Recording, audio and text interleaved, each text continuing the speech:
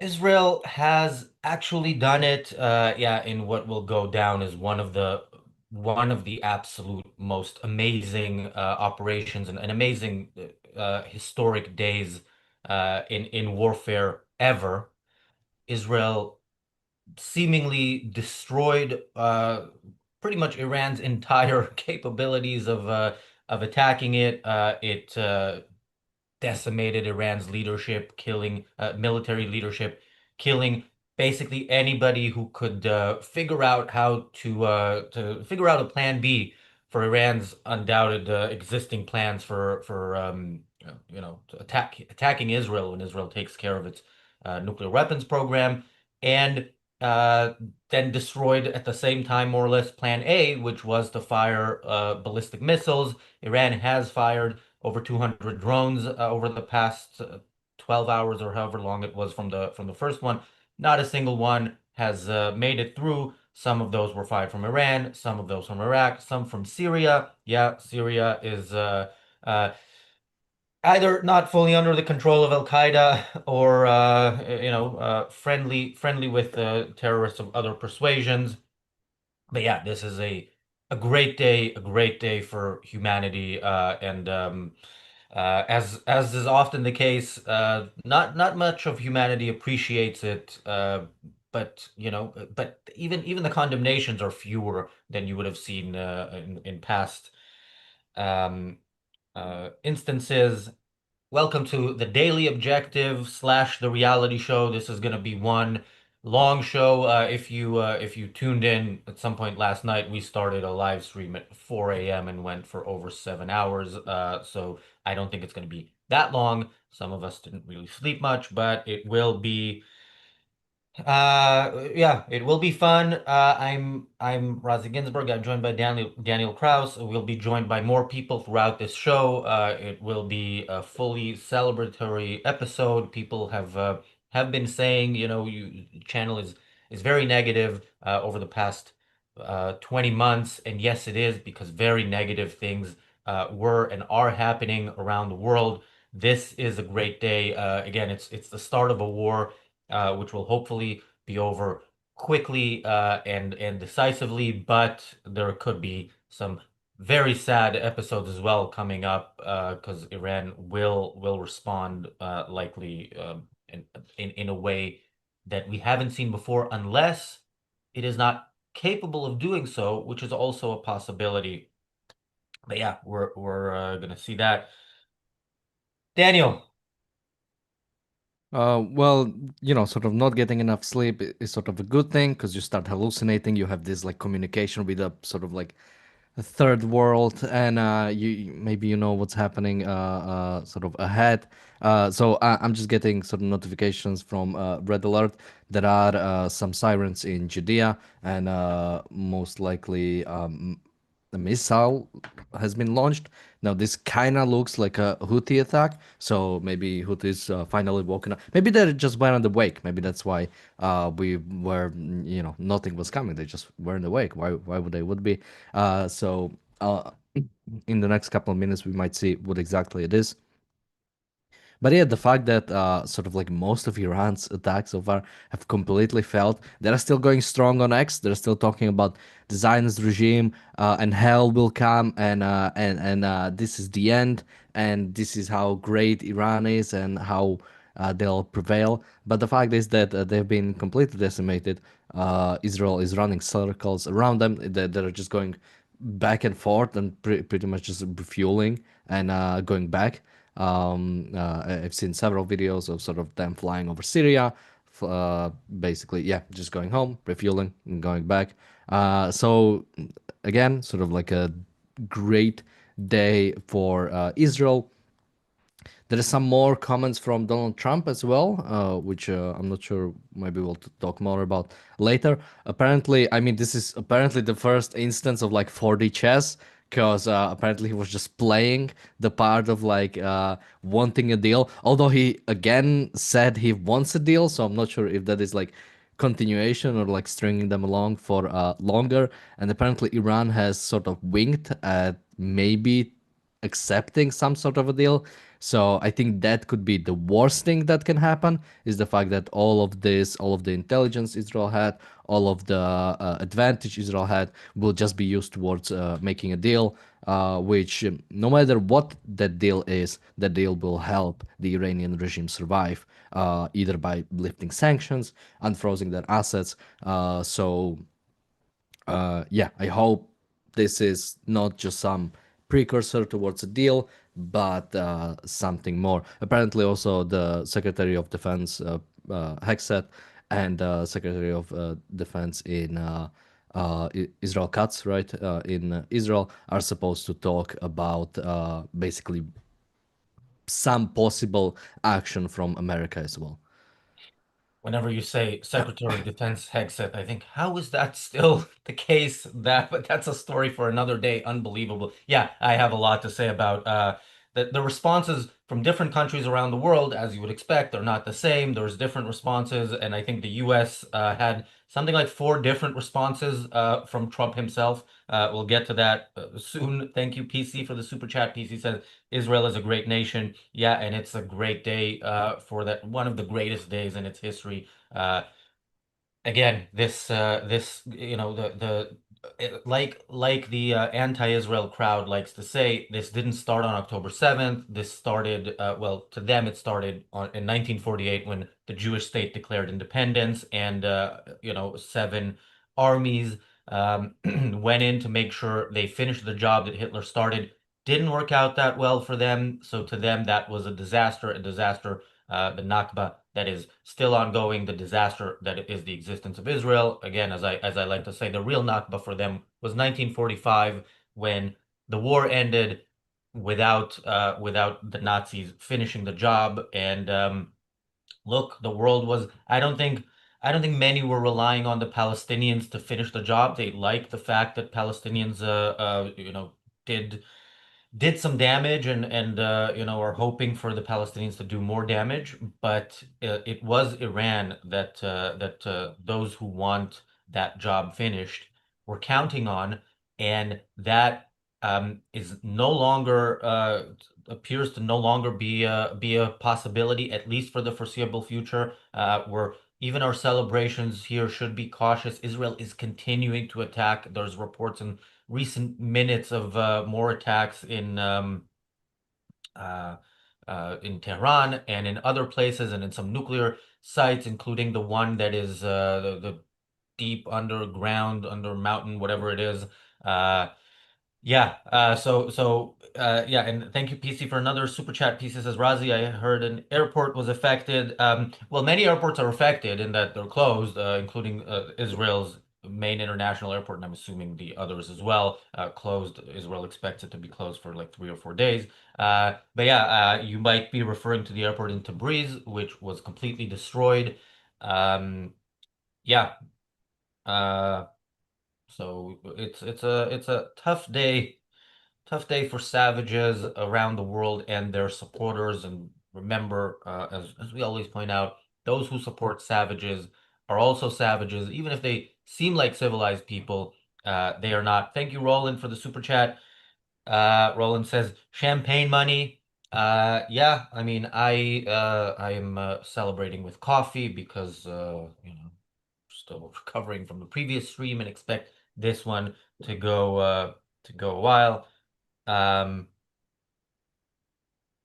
yeah, PC says trying to be careful with language on Super Chat. Yeah, that is always a good idea. Daniel, Yeah, for me, I'm recovering with some electrolytes, so yeah, people stay hydrated.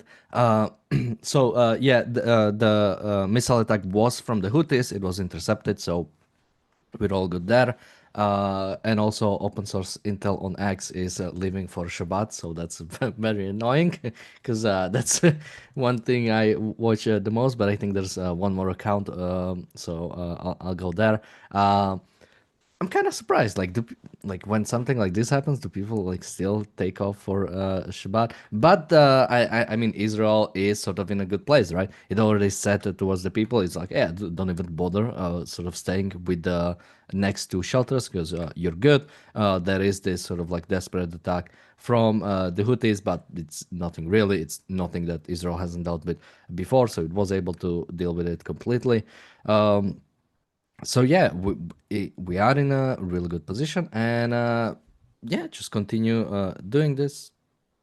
Yeah, just a bit of news. Yeah, this is gonna be a show with commentary and news because news is coming in. It has been 16 hours of relentless attacks by Israel, and the latest is a report from sources in Iran that Ismail Qani, the commander of the Quds Force of the Revolutionary Guard, the man who took Qasem Soleimani's job when he parted for the 72 virgins, has been eliminated as well.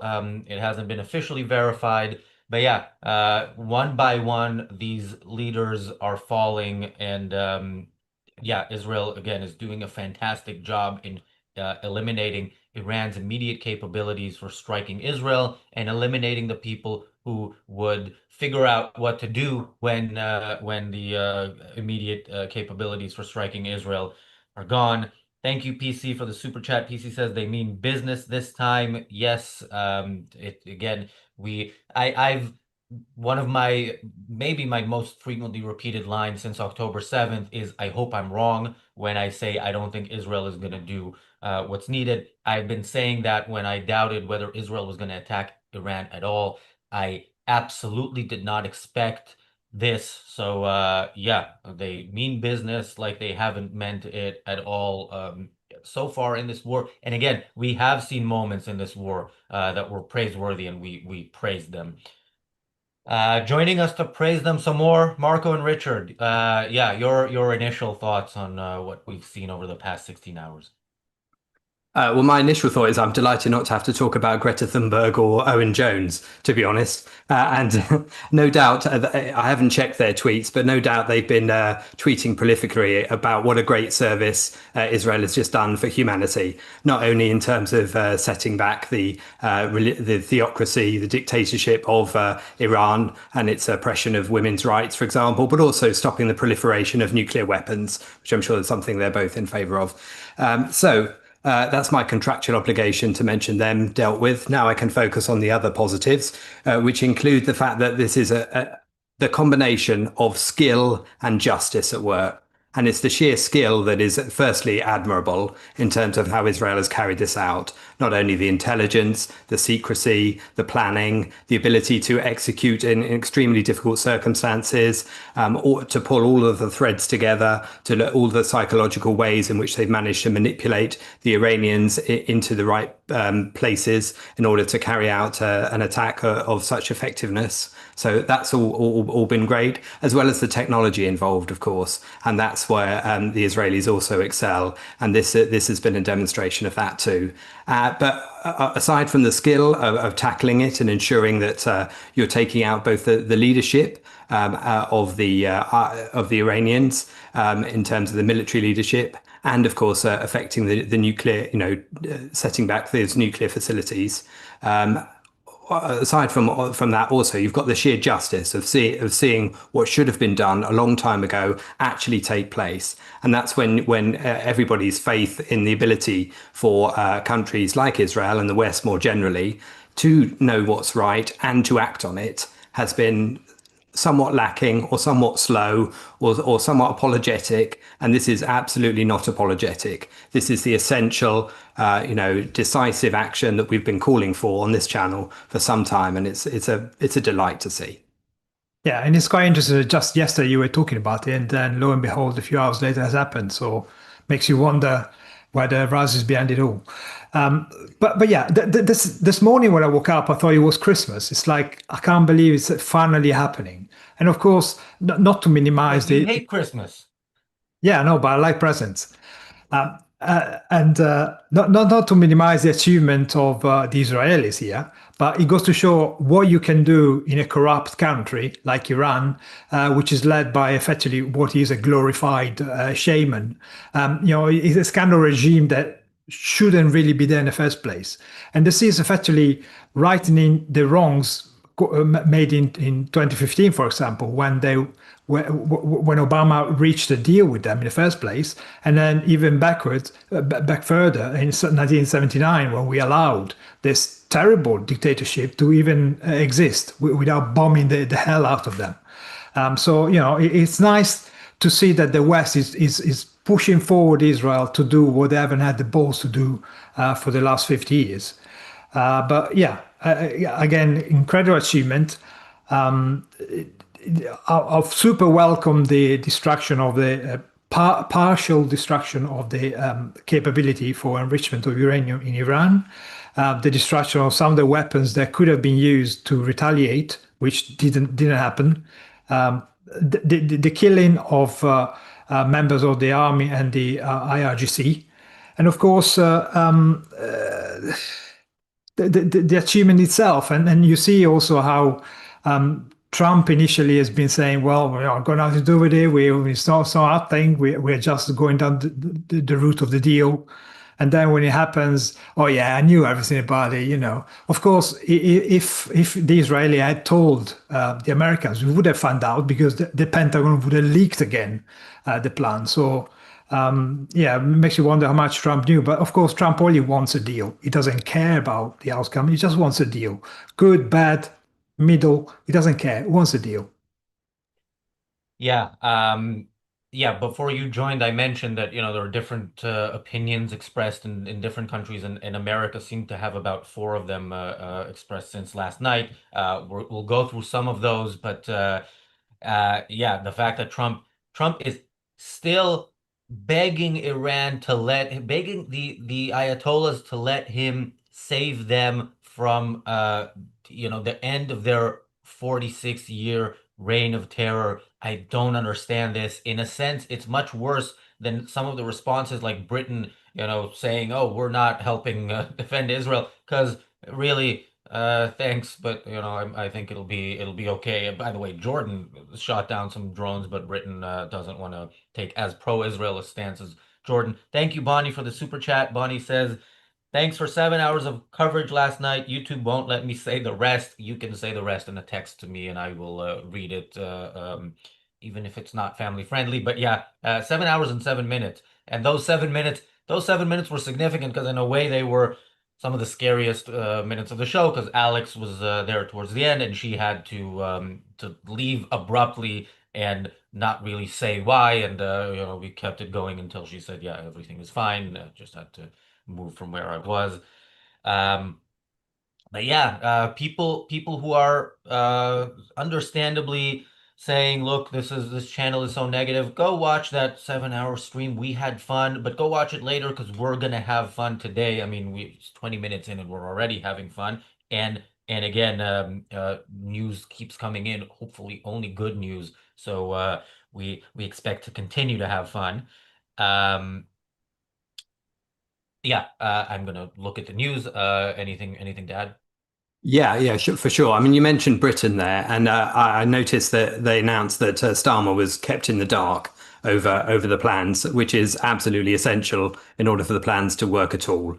And I mean, to be quite frank, Keir Starmer's always in the dark. But anyway, he has certainly mentioned his standard phrases. He's read out his card, which includes words like de-escalation and the fact that he doesn't wants to see more diplomacy and all those kind of things. But of course, it was essential to keep him out of it. Now, whether Trump and America knew, I mean, obviously they were given some form of advance notice in the sense that they were pulling some personnel out of embassies within the Middle East, particularly in Iraq, in case of retaliation. But they may not have been given anything like the level of detail which would have indicated that this was not a simple symbolic gesture.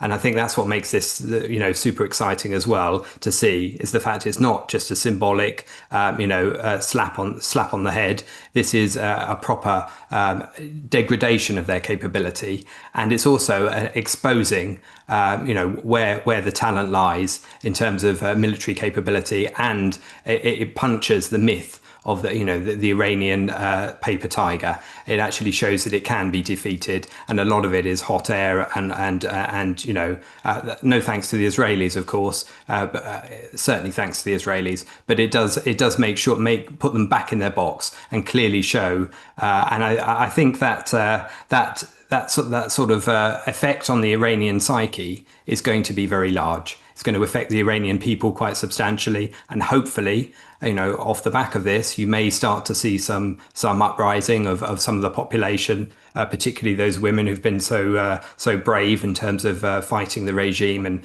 fighting the restrictions that they've been under. But it's the strategic humiliation that Iran has undergone, which is a quite powerful message that sends a message to the whole of the Middle East, because they have been the head of the snake for such a long time. They have been the one that all of those Muslim countries that look up to the idea of a theocracy taking over the whole of the Middle East, and including Israel. They've now seen it set back and the military leadership decapitated. And that's only because of the earlier stages that have been put in place. Israel couldn't have done this without first tackling Hezbollah as they did, without making the opportunistic chance to set back the capability of Syria to fight against them, particularly when Syria was also holding a lot of Iranian weapons ahead of when Iran was running Assad's regime there, essentially. So it's all of that was necessary to get to where we are now, and this is the culmination of that, and hopefully it's not over yet. Yeah, Marco, let me just quickly jump in with some breaking news. So we talked about there being sirens in Israel because of a Houthi missile. There's reports that that missile fell in Bethlehem. So I don't know if this is going to be now if people are going to go protest against Iran's genocide against the Palestinians, or if my bestie Candace is going to say, they're killing Christians. But yeah, don't worry, this is not a Candace episode. Don't go anywhere. I had to throw that in there because that is something she accuses Israel of doing. But yeah, interesting that this fell in Palestinian territory, as Israel's enemies like to call it. Anyway, Marco. Yeah, I bet Candice won't complain about the fact that the Zionists suspended the Tel Aviv Pride either. She should probably be happy with that one. But that's probably heteronormative of the Iranian that decided to threaten right now, so they spoil the whole festival thingy. I mean, among the stupid reaction in the West, even the United States, some Democrat senators talked about reckless escalation because, of course, Iran, for example, in 2009, building the Fordo facility in breach of UN resolution was an escalation, was it?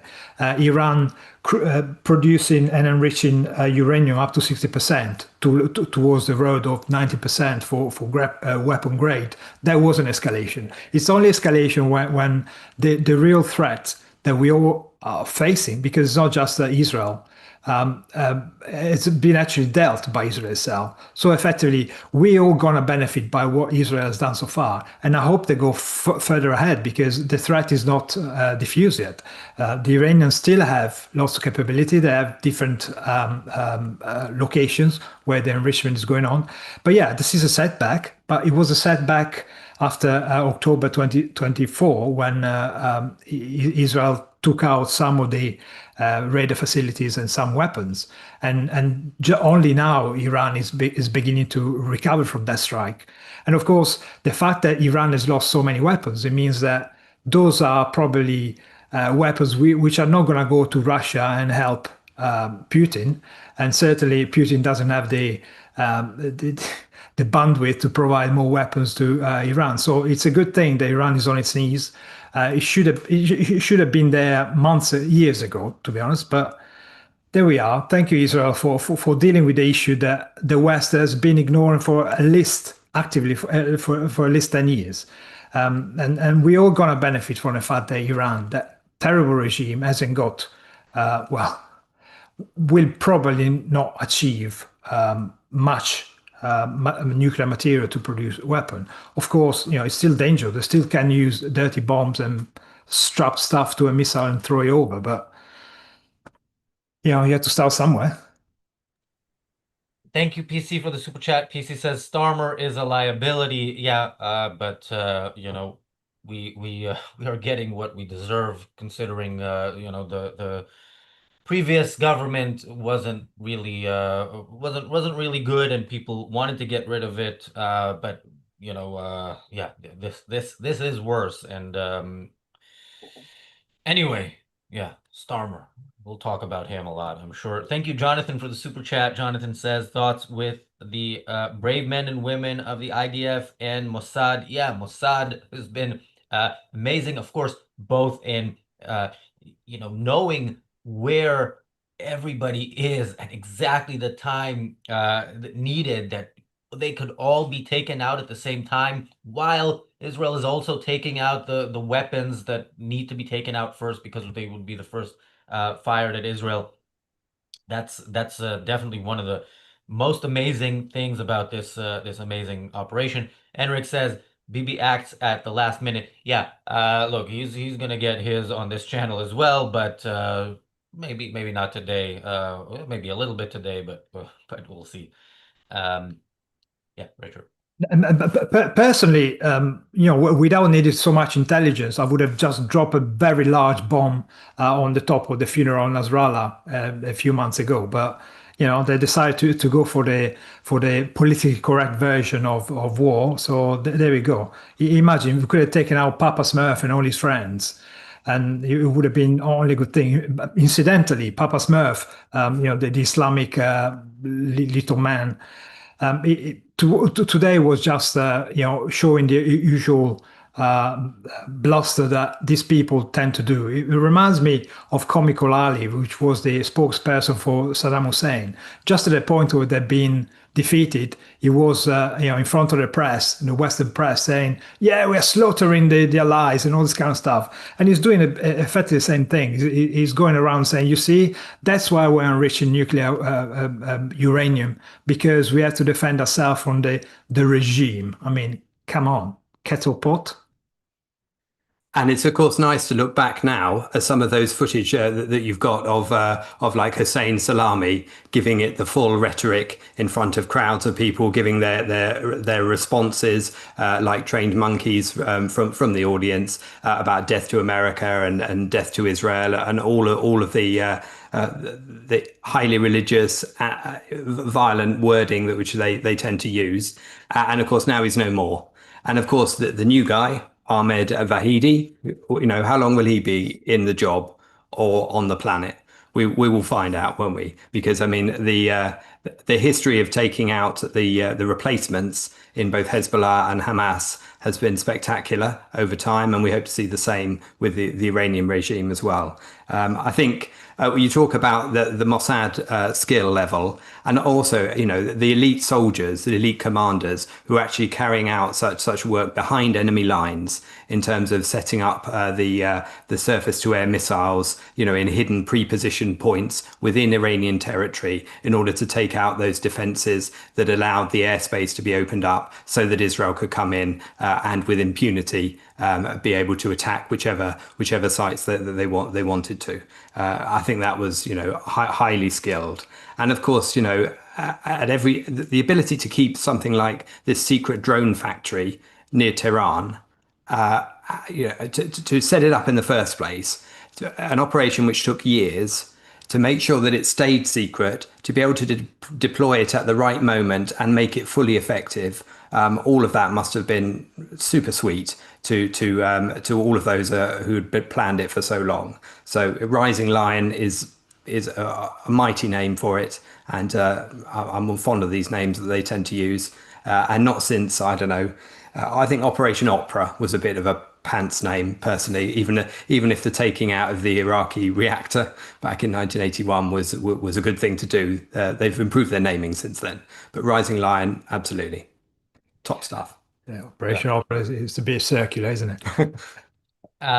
Susie says this was in the works for a while, so hardly last minute. Yeah, it's last minute in the sense that, according to Israel, Iran was days from basically having a nuclear bomb. So in that sense, yeah, this was in the works for 20 years. And look, this kind of stuff takes a lot of planning. So yeah, but yeah, Israel did wait a lot, but look, it happened, and it happened in spectacular fashion, and we are here to celebrate that. Akira uh, said, "People expecting Starmer to act as Churchill are just realizing labor is for crazy people." I'll take him acting as like Chamberlain. I mean, that would be a step up from where he is right now. Again, especially considering the fact that Chamberlain didn't have the historical reference of Chamberlain. Yeah, I don't know how we're repeating history's past mistakes, but I am, happy that Israel is fixing its own mistakes. And yeah, when we first started talking about this at 4 a.m. UK time, 14 hours ago in that 7-hour stream, the first person with me on that stream was Michael Kaufman. Michael, hopefully you're well rested. Well, Yeah. better than you. West did better than you. I'm not so sure I'd say well. Yeah, I have coffee and I'm having more coffee delivered soon. But yeah, any additional thoughts? Yeah, I think we should never be surprised that humans like to repeat history and make the same mistakes over and over. The old definition of psychosis is doing the same thing again and again and expecting a different outcome. We see it all over the place. We see that if you take away police, everyone's shocked when crime rates go up. We see that when you lower standards for learning, people don't learn very well. We see that when you let bullies run around and collect nice little items that lead to nuclear bombs, they actually continue to build the nuclear bombs, even though you tell them they're kind of misbehaving and nobody really likes them. We keep doing it, and we love to keep making the same stupid mistakes over and over again. And I think part of it is that we elect people who don't mind doing that, and I think most of these people know better. And I think people are just people think that that things are going to be different now because we have cell phones or something like that. If you don't vaccinate against measles, guess what? There are going to be measles cases and they're going to be dead kids. None of this stuff is surprising. And certainly what Iran was doing, and after 20 years, the IAEA figured out that Iran was actually violating all the nuclear agreements, including the great Barack Obama agreement. It just took them 20 years, and we just keep doing the same stupidity. But hopefully Israel, thankfully, they've taken decisive action. And I hope they continue because their job is not done and they need to continue for several more days at least and take these people out. Yeah, and so far they are continuing. The news keeps coming in. We're gonna keep checking it as the episode goes along. Thank you, Boyi, for the super chat. Boyi says, can't believe I keep reading that name, but it is a super chat. It says, legendary picture, take my money, love you, Razi and co. Thank you. The thumbnail, of course, is Daniel, although the thumbnail for last night was my first ever thumbnail as well. That was by mine, I mean it's ChatGPT doing what I asked it to. But yeah, it's a big day in many ways here on the channel. Richard. Yeah, for sure. And I just wanted to refer to what Michael mentioned there, which was which included the fact that Iran's been trying to develop this nuclear weapon for a long time, and the news came out. Was it yesterday or the day before? Time's moving quite fast here, but it's from the International Atomic Energy Agency that Iran had failed to meet its nuclear non-proliferation obligation for the first time in 20 years. Now, that seemed like the most ridiculous statement I'd ever heard, because surely they've been working on a gradual crescendo throughout the 20 years to get to the point they have now, whilst occasionally and repeatedly and permanently pretending that they weren't working on it. Whilst all sorts of leadership in the US, appeased, and whilst people rubber stamped and clapped each other on the back about how they got a piece of paper which said that they weren't going to, create nuclear weapons, all the time they were enriching uranium and they were ensuring that they could develop the ballistic capability to carry it to Israel. But even the watchdog had reached the point where it recognized this was the case. Now, that was, to be honest, the absolute license for Israel to go ahead and to go ahead now. And that gives credence to the sense that it really was right at the most urgent point for dealing with this. That whether it's days or weeks or months, you can't be on the wrong side of those days or weeks or months when it comes to Iran having created a nuclear weapon. You need to be ahead of that. And that means you needed to strike now. And as we'd said on this channel many times before, we'd hoped that it would have been, as soon as Trump came into office or even before. But that was hard when Biden was in charge, urging the Israelis not to attack the oil facilities, not to attack the nuclear capability, and just to do some little pops here and there and just some fireworks and leave it at that. He was quite keen for Israel to do nothing more than PR attacks. And of course, now we actually see, the proper kind of response that we should have seen. Yeah, and the IAEA has been warning, inspector have been warning for months and months now, probably years, that Iran was actually breaking the terms of the 2015 agreement. They were producing more and more enriched uranium beyond the need for the civil use. So there was only one direction, that was to create a weapon. And of course, Iranians, I mean, not Iranians, but the Islamic Republic regime, they do not build a bomb for deterrence. They do not build a bomb to threaten somebody else or to say, do not attack me. They build it to use it, and they would have used it as soon as it was available. That's why it's important that these people are taken out. Of course, Netanyahu doesn't want to go for a regime change, but this would be a great opportunity to use support from the United States, destroy the bunkers where these facilities are hidden, and then help the people in Iran to get rid of the regime that had been effectively enslaving them for the last 50 years. It's just ridiculous to think that you can deal with these people. You cannot deal with these snakes. As I said earlier on, these people should have never been even allowed to create the dictatorship that they created. But it's time to right a massive mistake. So yeah, people in Israel have just gotten another alert to stay next to shelters. We reported last night that was something that was sent out as Israel's attack began, basically in part to wake people up because it was the middle of the night and to make sure that they stay close to a shelter in case a response is coming. Then that was kind of taken back, and now it is that alert has been sent out again. Also, Delta Airlines has canceled all flights to Israel until and including August 31st. Yeah, people who have plans to travel to and from Israel, your options are limited pretty much to El Al and other Israeli airlines, but yeah, it's hopefully the beginning of the end of such problems. I will say, ironically, I believe United Arab Emirates Airlines has continued to fly most of the time.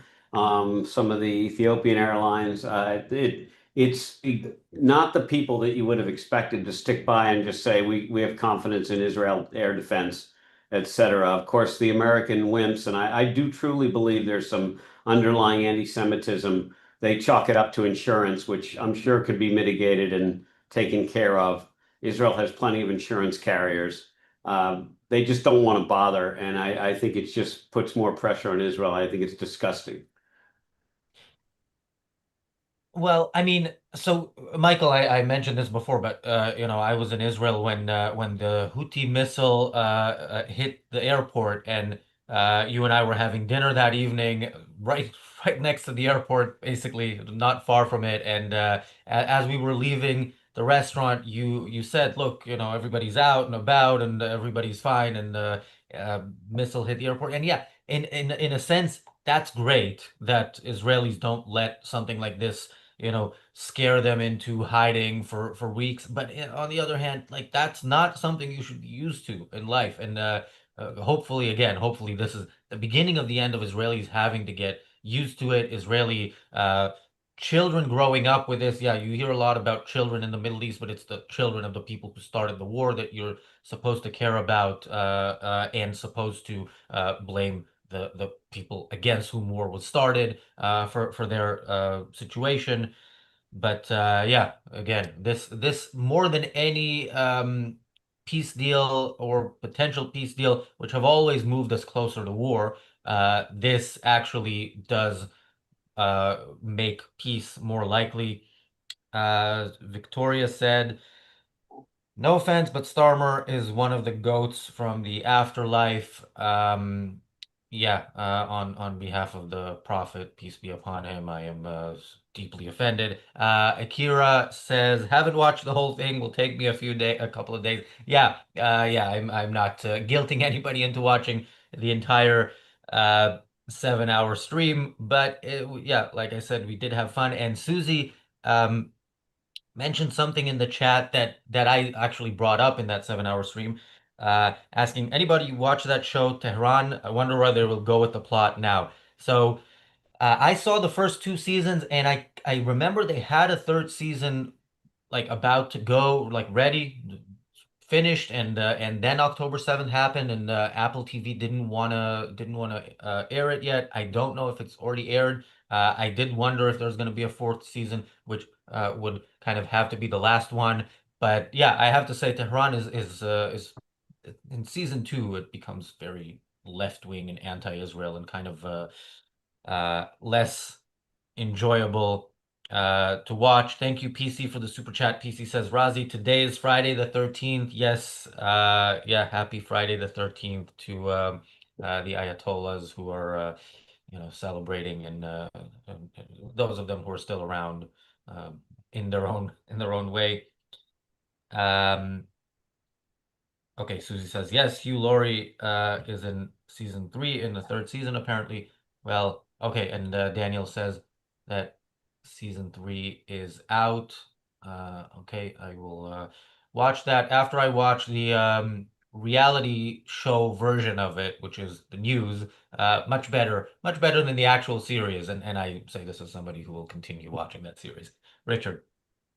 I think it's also worth mentioning, since I'm no expert on your TV shows that you keep mentioning, the idea, the attacks on the nuclear scientists and the taking out of those nuclear scientists, which included the project supervisor of the nuclear weapons testing and the former head of the Iranian Atomic Energy Organization. All of those we've seen giving tours to people and showing off their capability as they were progressing it for all of the evil PR purposes they were using it for. And I think it's also worth mentioning that what was it? It was about a couple of months ago when Israel made an explicit statement to the nuclear scientists in Iran to say, if you are working with the Iranian regime to work as a scientist on this kind of stuff, you are a legitimate target. So they clearly warned them that to continue to work in that capacity would make them a target. So the argument that they're not military just doesn't stack. You're working towards creating a weapon for an evil regime that they simply shouldn't have, and it's great that they've been taken out. I think some of the responses from the enemies of the West are also telling. The fact that Russia has, for example, has spoken about the West creating its anti-Iranian hysteria. Yes, Russia would have been happy for the West to have slept walk for longer into countless negotiations for years, right up until Iran was a proper ally of Russia with its own set of nuclear weapons, and they could bolster each other in God knows what conflict. It's also telling that Hezbollah announced that they had no immediate plans to retaliate because they can't. because Israel already dealt with them. But of course, that is essential as well. And of course, I'm not sure that I've heard from Xi Jinping on this matter. And I did read a number of articles recently about the fact that he's not as prominent in China as he was, that maybe he's been pushed back a bit. They've been talking about collective leadership rather than his supreme leadership, his him being the authoritarian leader. They've been talking about him being, giving conferences only in his house and not attending some of the military things that he was in the past. And there is a sense maybe that China is, or Xi Jinping's position in China may not be as strong as it was. And that might also have led into the timing of this event, because that was an extra factor, which means striking now for Israel would make sense, particularly when all of these dictators are having their troubles, including, of course, Kim Jong-un with his warship falling over. Let me quickly jump in. Torah Worldwide says, Razi, keep us updated. What's happening? I'm locked in my mamad, the shelter, or the room in the apartment that's used as a shelter. Yeah. So the latest we have on the Houthi missile was that it wasn't intercepted. It landed in the West Bank. So Yemen, stop the genocide of the Palestinians. Seriously. Yeah. And also, there was something else. Yeah, there was reports of explosions in the center of Tehran and in the center of Isfahan. So, yeah, good, good. Hopefully throughout this show and the next few days, I will keep interrupting everybody by saying explosions in various places in Tehran or around Iran. Marco. And of course, I think right now the top brasses in the regime are probably quaking themselves. They're probably trying to scramble to some sort of safety, and of course, they will be targeted. I mean, this is not just a retaliatory statement from Israel. This is not just an operation. This is actually seems that they're being serious now. So it's a good thing that they're doing it on our behalf again. And as Richard pointed out, the answers from the enemy of the West, including our politicians, the real enemies of the West, who are just worried about escalation, despite having been sleepwalking into an approaching nuclear disaster caused by Iran. They've been appeasing all the time. They've been ignoring the fact that Iran was actually gaining more and more material and enriching the uranium that they had to weapon grade, sorry. And it is also good that these strikes effectively have secured the west of Iran. So Israel gave itself the ability effectively to operate a bit more freely by taking out defenses and radar stations in the west of Iran itself, which will allow them to either with the US or by themselves with the support of the US to go in and hopefully take out the remaining facilities. Is it going to happen? I think so. The statement coming from Israel seemed quite serious. That they weren't talking about this is not just an operation. This is effectively a war. This is an aim, a serious action with the aim of taking out the capability of nuclear facility for the Iranian. And to do that, it will require much more than a couple of strikes. Yeah. So. If I could just comment, one of the things Richard said was that Hezbollah really can't do anything. I mean, I think you're 90% correct, but I would just point out that Hezbollah always has more crap to throw. I mean, and by the way, if you follow the local news in Israel, which it's very hard to do unless you're there, Hezbollah's always got a few of their lower down people moving their missiles from A to B and repositioning it and trying to get it close. And then Israel goes in there and sends a drone or sends a flight and they take these people out. And then Macron, of course, gets on his high horse to the news and says that Israel's violating the ceasefire, forgetting to point out that Hezbollah actually violated the ceasefire. And by the way, Hezbollah was not party to the ceasefire. It was the Lebanese government that was part of the ceasefire, and the Lebanese government's job was to control Hezbollah and not allow them to rearm. But of course, Macron, who is one of the more despicable of the Western leaders, likes to blame Israel. What I think is also going on is that Netanyahu's gloves are off. His cuffs are off. This is not Biden-Harris anymore.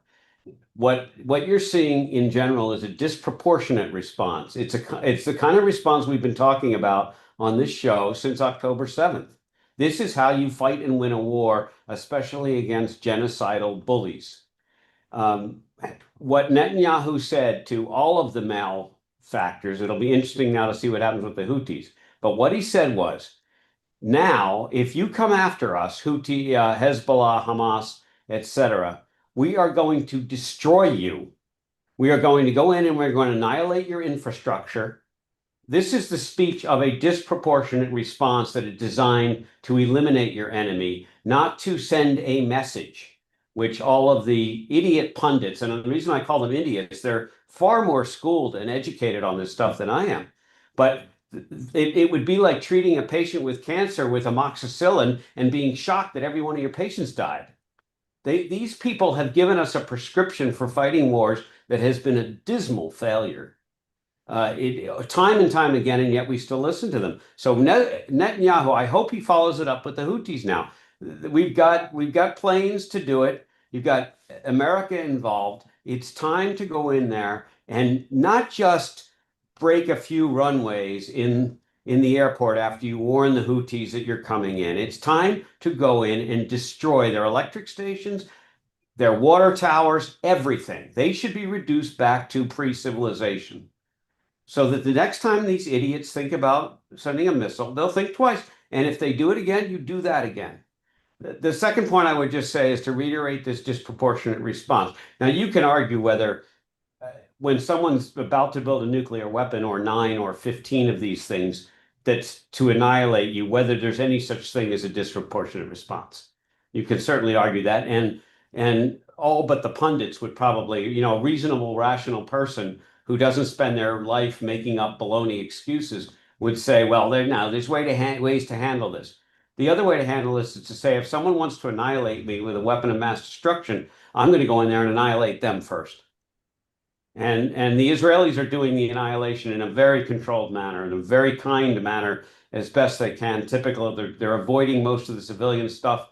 Yes, they are taking out IRGC guards and people, and if there's a few, quote, innocent civilians, and there actually might be innocent civilians in Tehran, we all agree with that.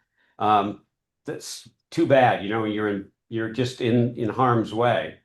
It's like sort of being at the Noga festival when Hamas decided to come in. Too bad, you're just in harm's way. So finally, we're seeing disproportionate response. I think Donald Trump is thrilled about this. I think this is what he intended when he told Netanyahu to rain hell on the Gazans, and I think he's glad that Israel took the leap in Iran, because I think Trump was, he's getting a lot of mixed stuff from internally, and it's this lack of moral clarity and this inability to understand that the mullahs of Iran want to destroy the entire world.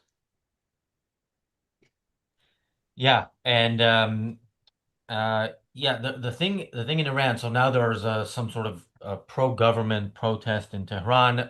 By the way, that's Shocking. something you can bomb that and no innocent civilians will die. Israel, of course, will not bomb that. But the thing is, we with anti-government protesters in Iran, which that's something we've seen throughout the years. One of my concerns is that if that happens, they will be, I mean, they've killed protesters in the past. They might just go further than they have in the past, and I really hope that Israel does um help them out if that's as part of this effort, because you want to remove this regime, and then you want to make sure that whatever is next isn't a threat to you next year, 10 years from now, or pretty much ever. Yeah, something on Netanyahu. So Look, October 7th happened on Netanyahu's watch, and Netanyahu, we've said in the past he's not one to kind of lead men into battle. He's one to kind of let things happen and then blame whoever's to blame. Here, I think, especially with the fact that Iran was maybe days from a point where Israel could not do what has to be done, or even if it did, it would mean potentially the annihilation of Israel. He did not want on his watch, and he's already had the biggest massacre of Jews since the Holocaust happened on his watch. He didn't want that record broken on his watch. And yeah, so the fact that he did this is great. Somebody in the chat says, "Stupid title." Thanks, I wrote it myself. Yeah, we're also hearing that Iran is preparing to launch 100 ballistic missiles at Israel, and I'm reading this, Daniel. I don't know where it's from because Daniel sent it to me.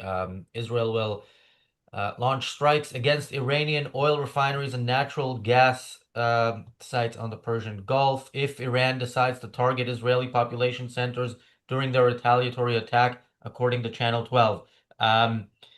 I can just jump in, Razi. I Yeah. have indication from Tel Aviv that they've gotten sirens saying that there's an attack coming from Iran, and they have 12 minutes minimum, possibly as long as 8 hours. But that they did say that it was probably missiles. Yeah. This would be great news because we can stop 100 missiles or 200. It would be great news if this could escalate to taking out Iran's oil fields. Yes, and as always, you can do that without the missiles coming in, but yeah, No, Israel seems to need a little quid pro quo for some reason, but it looks like they'll get their quid pro quo. yeah, and again, let's hope these are all shot down. Let's hope they don't carry warheads with stuff that we uh don't know about or could be. Yeah, I'm hoping we don't have any bad news on this show, but again, we fully expect bad news to come at some point in the coming days, and whatever the bad news is, and however damage Iran manages to do, imagine what that would be if they had a nuclear bomb, which they were close to achieving. Richard. Yeah, I mean, no war goes perfectly, and nobody can assume a perfect war, and zero casualties or any of that. Or that but Israel's talent and strength is its defense, is its capabilities, is its technology, including some of the, and I've only seen them described as, in quotes, special weapons, which knocked out some of those air defenses. Now, that suggests they're properly new, cutting edge weapons that these elite commanders used when they were taking out those air defenses, and who knows? Although we don't know what Iran is up to, we also don't know the full capability of Israel either, and we don't know the extent to which they've also been monitoring the potential other missile sites and launchers that can be used in an attack on Israel at this point, particularly after things like the what's it called, the Fajabad base near the capital was essentially taken out. That was full of missile launchers. That would be one of the sites that are no longer capable of firing on Israel. So they will be, looking at where else these sites, these weapons will be coming from, and taking action accordingly. So that's all good. Already, I've seen a lot of talk about energy prices. Energy prices is the way that Starmer and co. Already start to say, don't attack the Iranian oil fields, for example. That's their way of saying why the average person should care about protecting Iran from Iran. And we shouldn't. That is not the answer. Things like fracking and things like drilling properly and taking our oil from the US, not from Russia, as much of Europe is doing half the time, and not from these dictators. That's the important side of it, not protecting these dictators and their income via black gold. So that should be said, I think. And of course, the response is going to be response from Iran is going to be interesting. It's going to give you kind of idea of what they're actually up to. As you said, you know, 100 ballistic missiles, Israel can cope with it. Hopefully, they're not being laced with radioactive material and stuff like that. But all that will give you an indication of how the regime is coping, because of course taking out the top brasses means that you're not ready to deliver the kind of blows that you would have done otherwise. I'm surprised actually they are ready to attack, to respond so quickly. But often this kind of retaliation is more a PR stunt than actually a proper attack. So it's going to be interesting to see in the next few months, few days, what the actual Iranian are going to be doing in retaliation. And of course, you mentioned Hezbollah earlier, Michael. It's true, Hezbollah is still more or less active. Just a few days ago, the IDF took out a bomb-making facility in Beirut itself. A couple of days ago, they took out an operative in South Lebanon. So all this kind of stuff is still happening in the background. But of course, you also have to remember that despite Macron's bitching and howling in the sky at the moon, Netanyahu reserved himself the ability to attack, strike in case of activity from Hezbollah again. So, you know, there's no amount of whinging about that. Thankfully, that particular ceasefire was done with a bit of brain. Was done bearing in mind who Hezbollah is and what they do. And so by keeping that ability to respond rather than a blanket ceasefire allows Israel to carry on and to make sure that all these little, sometimes isolated spots or isolated operatives are dealt with. And it's important because you don't want these people to regroup. You don't want to give them any time at all to remanufacture the weapons that they had and deploy them again. So yeah, we will see in the next few days exactly what the outcome will be.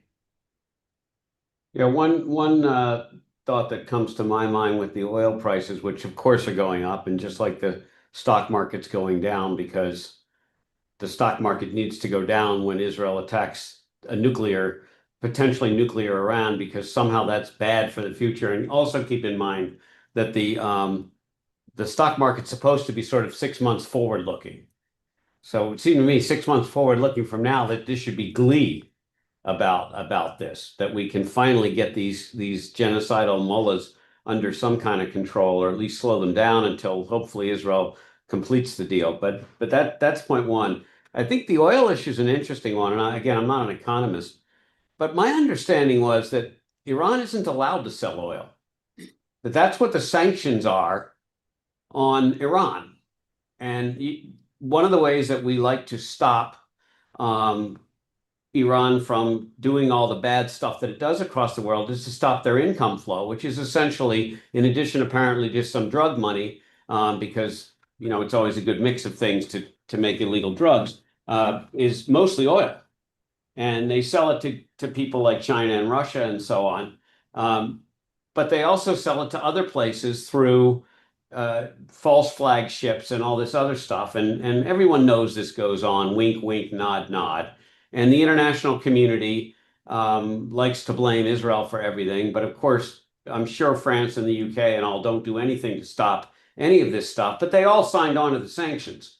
It's just that they somehow thought that Iran was going to follow the sanctions also, that they wouldn't sell. So I don't really understand where this oil is filling the markets that are in what are supposed to be in the legitimate oil economic markets. Now, maybe that's Pollyanna. Maybe that's just naive. But we should all be very clear that if the price of oil goes up, terrific, but we should make sure that the sanctions on Iran also go up so that they can't derive any benefit from this. Yeah. And the best way of making sure that the Iran cannot benefit from it is to, you know, like Trump did in the first term, overproduce, have a massive supply that effectively plummets the price of oil. So even if they manage to get around the sanction, they're not going to make much money out of it. And that's why they were on their knees at the end of 2020. But we know exactly what happened when Biden arrived. He started stopping home production, and so we became dependent from these monsters again. And yeah, you're right. The sanctions can be circumvented so easily. All you need just to change the paperwork, and they know it perfectly well. We read all the time about this kind of stuff, but our governments benefit from it. Our psychopathic politicians are actually, they benefit from it because if they don't cause any economic issue, means that they get more votes. So they don't really care. They're there for a few years and then they're off. So And frankly, you can tell that from some of their arguments, to be honest, because one of the arguments I've already heard over energy prices is don't attack Iran's oil facilities because that'll raise the price of oil, which only benefits Putin. And you don't want to benefit Putin, do you? I mean, honestly, what a set of steps you hear them using. Horrendous. Yeah. Talking about Putin, apparently Netanyahu has just called with Putin. Putin is gonna mediate the situation, so his input is very much appreciated. Michael mentioned sort of like the stock market. Dow is down like 500 points or something, which is nothing really since close. So I don't see any sort of shakeup of the markets at least yet, or sort of like a big jump. When it comes to the idea of like, oh, what about Iranian oil? The West hasn't been trading for Iranian oil since 2012. There hasn't been any trade because there are sanctions on them. We don't trade with Iran. Iran is only trading with China, or like 80% of their trade, of their exports are going to China. Now, that could still basically be problematic, right? Because if China is not getting their oil, that means their prices will get more expensive. We are trading with China, so that might get more expensive. So you could get to our problems through that. But even then, why are we bothering with that? We should blow up most of these regimes have no. Just look at the output these Middle Eastern nations are having, and you'll see the fact of how useless they are. The number one producer of oil is America. It's not some Middle Eastern nation, it's America. Despite all the regulation, despite all the sort of like shift towards green energy, despite all the vilification of oil, it's still the number one producer. And it can produce much more. There is new technology coming out pretty much every year, every few years, and is able to do more. It's able to ramp it up, and it should. There is a. I'm not sure if this is specifically an oil pipeline, but I think Trump has talked about some sort of infrastructure being set up to trade with the Far Eastern allies, meaning like Japan, South Korea, and Taiwan. So this is absolutely what should happen. I mean, when Russian sanctions happen, from 2014, Europe or sort of European nations should have switched all of their trade to America, all of their gas, all of their oil, pretty much go everything switch to America. There's no reason to continue trading with Russia, and we're suffering the consequences of it, right? No, Angela Merkel decided she didn't like Trump. I mean, let's all be clear and call it what it is. She was the leader of Europe. She's leader of Germany, of course, but she was held up in the highest esteem. She didn't like Trump. And this woman, because of a personal dislike, put all of European oil and gas at risk. And in fact, Putin shut it down. Remember that? In order to get back at Donald Trump. This is how despicable the leadership of these countries have become. There's no other word for it. They're putting people freeze in the winter. People die in the summer if they're from heat exhaustion. And you need fuels because, unfortunately, Angela and all of you climate lovers, we don't have enough green energy yet. And I'm a climate lover. I have solar panels out the wazoo and electric cars, but the world doesn't. And really, I don't understand how we think we're going to make progress in an increasingly complex world if we don't start using some common sense. And one of the common sense is you don't do a deal with a dictator like Putin if you can do it with a not very pleasant guy you don't much like who's the leader of the free world, who's, by the way, your leading NATO protector, even if he's telling you to pay your fair share, which is mostly why she didn't like him, as far as all of us can tell. I just want to, I think it's super important that we remember the bad policies that led to this stuff, because these were intentional decisions that got And us. that It was, and that wasn't was just a mistake. Go ahead. Sure, and that was coupled, that Angela Merkel decision, with other decisions she made, such as ending the nuclear power stations because of a Yeah. completely unrelated, accident in Fukushima in Japan, and therefore, and a ludicrous knee-jerk reaction to that saw her close those down, which only exacerbated the problem of where the energy was going to come from.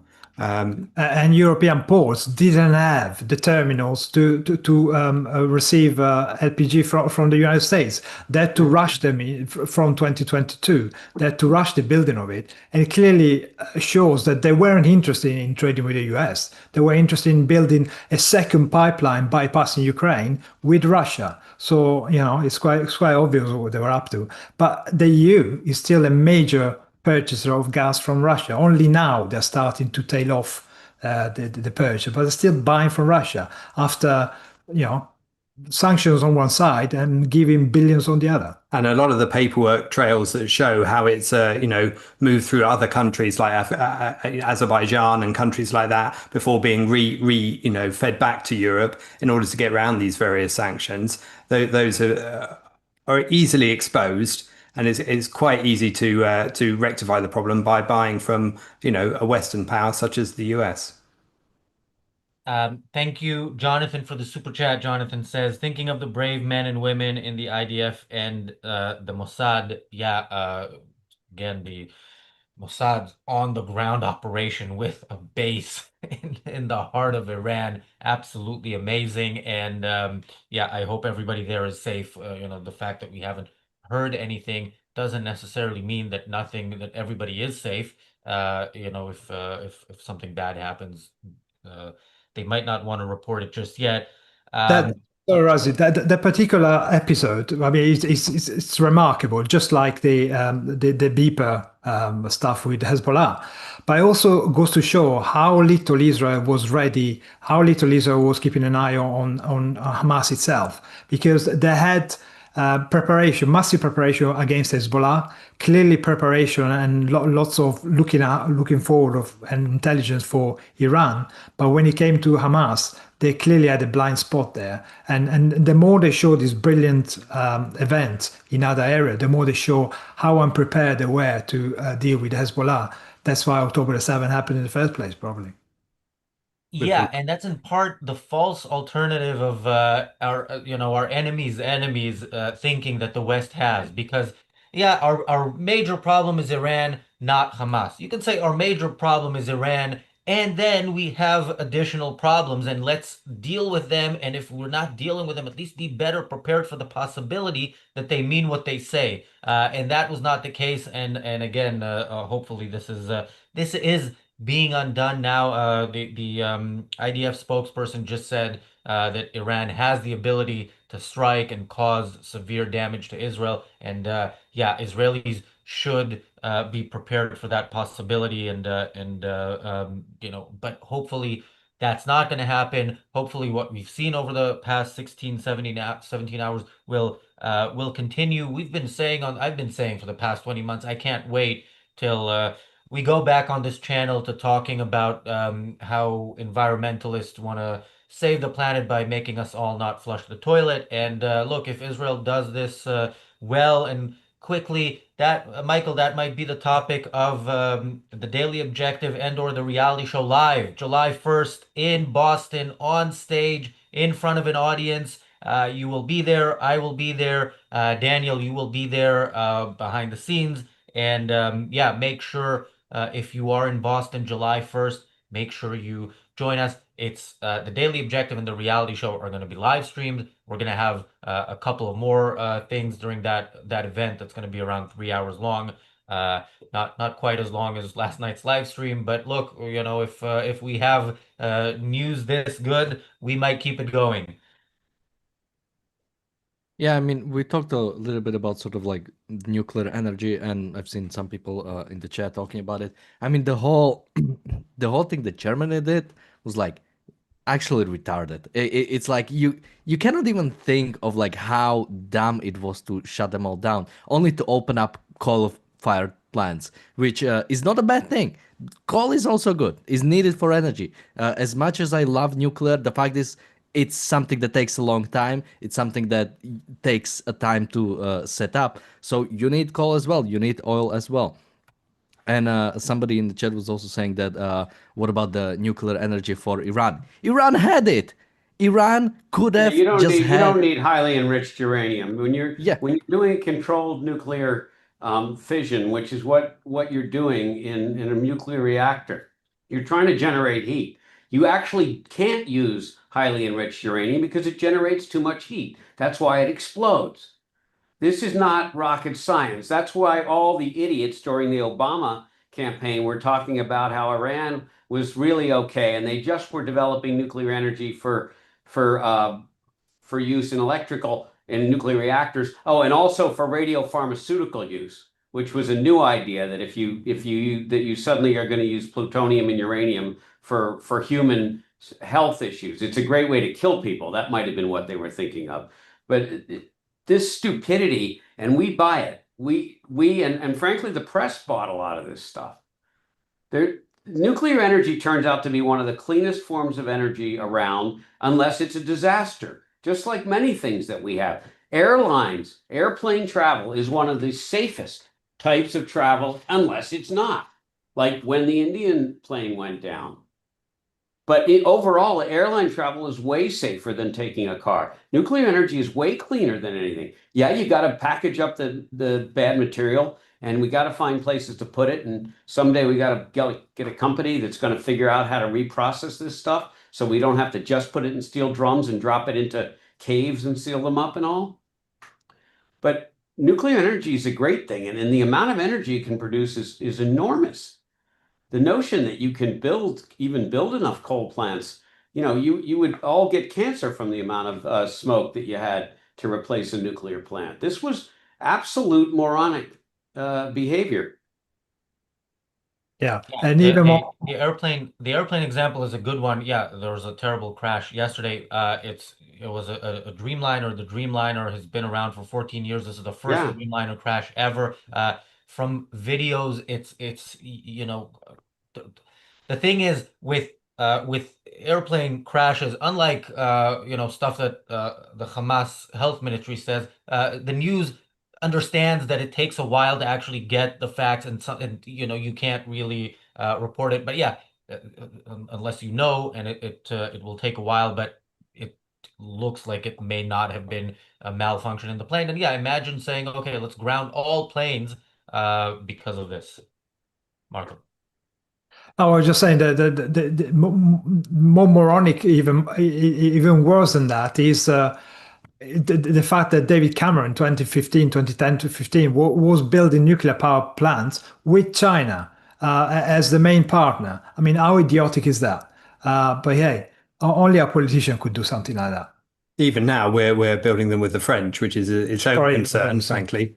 Not they're going to blow up, but they might switch off the power or use it as a bargaining chip against us. But certainly, building with the Chinese was foolish in the extreme.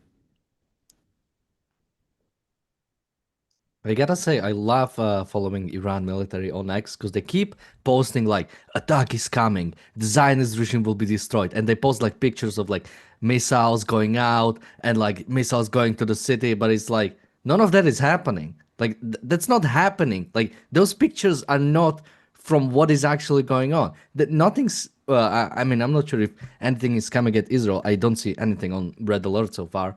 So Well, so there was the Houthi missile, and it did fall in the Hebron area, and three children were injured. Again, children are always innocent. This is children, Palestinian children, presumably Hebron. It could be Jewish children as well, but it's most likely Palestinian. And yeah, again, this isn't something if when you see protests tomorrow, presumably in the streets of London and elsewhere, you will not see protests against the Houthis for targeting children. And when you hear people talk about Israel, what you hear is they're targeting children, depending on who you ask. Some people are more subtle than others. But yeah, in what you'll also see in these protests is, women with their hair showing, I'm not even talking about skin, but showing hair, which, protesting or maybe rioting in support of a regime that shoots women for showing hair. You will see gay people protesting in favor of a regime that kills people for being gay. You will see, people really not I think it might be generous to say not really understanding, or you want to hope they don't understand what they're protesting for, but it doesn't actually matter at the end of the day. It's not that every Wehrmacht soldier, every SS officer read Mein Kampf cover to cover and agreed with it. This is just what everybody was doing, and they were following along. And yeah, so even on days like this, we need to remember the enemy within. And no, people, the enemy within isn't just Muslim migrants. In large part, it is a large chunk of the Muslim migrant population, but it is people who are following the ideas that are being taught in humanities departments and universities, and preached to us and applied in the way the media reports on specifically this war, but also on everything else. Yeah, this war might be going well, but yeah, in the long run, to save civilization, much more is needed. Yeah, for sure. And also, of course, we shouldn't forget the extent to which Iran has been a promoter of terrorism across the Western world. And the fact that, essentially Israel may be doing the West's work here, and the West ought to have been helping substantially more much earlier than this. But this is a fight that affects us all. This is a regime that we ought to wish should fall, all of us. And in order to lessen the risks across the world that are inspired by the Islamist regime that's held sway since 1979 in Iran. And of course, you mentioned some of those moments, those incidents in Iran of what people are really standing in support of. And of course, it's wider than that, isn't it? You can even talk about the Taliban the other day, banning chess, for example, because it contains too much reason and isn't irrational enough and is against Islam, even though it's a hugely popular game within Afghanistan. So, yeah, it's all of these ridiculous things only go to show, what a ludicrous basis this mysticism is founded on, and what it leads to, and what evil is perpetuated in its name. And we're all suffering for that. And that's why I think seeing an example, a role model like Israel actually fighting for civilization on behalf of us all is something that we all ought to cheer. And it's going to be telling to look at all of those voices that are normally so loud who aren't cheering that fact. Even when we're talking about Iran, even when we're talking about all of those things that the Iranians have done to their own people. Wait, what was the explanation for banning chess? Is the queen too old or something? It Sorry, was I'm with no sleep, so the filter on the jokes is not working as it normally is. yes, it might be the mixed, genders within the same chessboard that is offensive. Who Yeah. knows? The, The Queen and the King are mixing together, for God's sake. I mean, I know. She's, bedlam. she's not wearing a veil, yeah.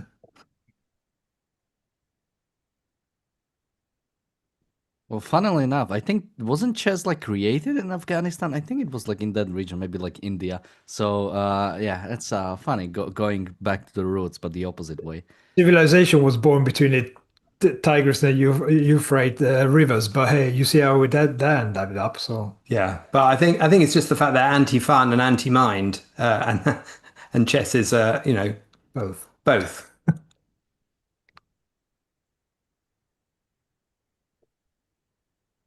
Yeah, Oh, am I just supposed to moderate? I Mike? don't know I if you guys yeah. saw, just real, I don't know if you saw, but Iran has officially discontinued nuclear negotiations with the US. But Trump asked so nicely. I mean, and that's the thing, that I was saying there's kind of multiple responses. Actually, you know what? I want to read this because I thought this was a bit special. Multiple responses from the US that started with this statement from Marco Rubio that where is this? Um, I can't find the full text of it, but it started with something like Israel unilaterally attacked Iran. The US is not involved was the second sentence because if maybe you missed class when they for a protest or something when they explained what unilaterally means, He he needed doesn't to know what it follow up with means. saying this is what. He doesn't know what it means. Yeah, apparently he's just making sure that everybody else fully understands it. Yeah, after that, Trump has said some stuff like, I think they should come back to negotiations, otherwise this will continue. And this is a thing that we've seen in Gaza as well. Okay, using more force will bring them back to the table, will help us in the negotiation. That should not be the goal of the use of force here. The goal of the use of force should be to eliminate the threat of force from the other side. But yeah, Trump kept asking. One of the things that I heard it on Israeli television. I haven't seen it from Trump himself, but something like I advise Iran to come back to the table because my friend Bibi is crazy and you don't want to see what he's going to do to you. Something to that effect, which is a nice compliment to Bibi considering how he's been executing the war up until now. But yeah, if you look at if you look at the past 16 hours, Netanyahu, I'm a big fan of that guy. Where has he been all my life? But Yeah, just quickly on Trump because he also posted about the sort of the 60 days that, the 60 days ran out. So I'm not sure. Maybe he's just like saying whatever because like I don't know how you both of these fit. Like both saying America is not involved, but somehow American sort of like Daniel, the are you threat. looking for consistency from Donald Trump? Mm. Even me as a somewhat declining Trump supporter never expected any consistency from Donald Trump. Not, I don't think consistency, but A sort of like word of what is actually true. Like so, is America involved or America Well, is let me not ask you involved? guys something. We're all smart people on here. Do you think there's a chance in heck with all of the US assets that are in the region that the US didn't provide substantial intelligence at the very least to enable this 1,000-mile trek from Israel all the way across to Iran? Well, I also wonder if the 60 days thing is the reason this date was chosen by Netanyahu because Trump Might as likes to be well. flattered, and this is Yeah, a very it nice looks form of great. flattery. So I believe it was decided like on Monday that this is going to happen, right? And officially, or sort of like the decision came in through overnight from like Wednesday to Thursday, what or Thursday to Friday. That's what the day is. So yeah, it could be. I mean, might as well, right? If it doesn't really make that much difference. Well, Wednesday they were already advising local embassies and consulates to clear out. So clearly they had an idea what was going to come. But you kind of see the sense there because Trump wanted to push Iran to give up the nuke, any kind of enrichment. They would try to keep the diplomatic channel open by saying, "Well, we're not going to threaten you with bombing." But then when it happens, yes, it's because you didn't agree to our terms. And, they know that Iran will never give up the program. Oh. And I think Trump throws out various lines of all sorts, and you just choose whichever one you like best. even if it contradicts some of the other lines. So the argument that this is day 61 and that's why they went for it, but you've also got a second chance, Iran, to come to the table now. Now's a good chance to come and sign the paperwork after all and do a deal. That doesn't fit, does it? But, it applies to whoever prefers whichever answer they want. Yeah, because we're talking earlier on about Chamberlain, and if the guy who was waving the paper got a signature from Hitler, that was worth something, wasn't it? Yeah. It's like when Witkoff was surprised and admitted that he was bamboozled by terrorists and that they didn't negotiate in good faith. Funny that. Terrorists not negotiating in good faith? Yeah, by the way, something we saw from Biden was when Israel finally did what needed to be done in Lebanon, and he kind of he didn't want to fully condemn Israel too much, but he, of course, every single day there was these statements that every day included the word de-escalation. Daily, they weren't daily when Hezbollah was firing daily. They were daily when Israel was stopping Hezbollah from continuing firing daily. But yeah, then part of the result of Israel almost destroying Hezbollah and then agreeing to a deal that keeps them alive was that the Syrian regime, Assad's regime, fell. And when it did, Biden made a statement to the effect of, this happened in part because of Israel's operation against Hezbollah, which we fully supported.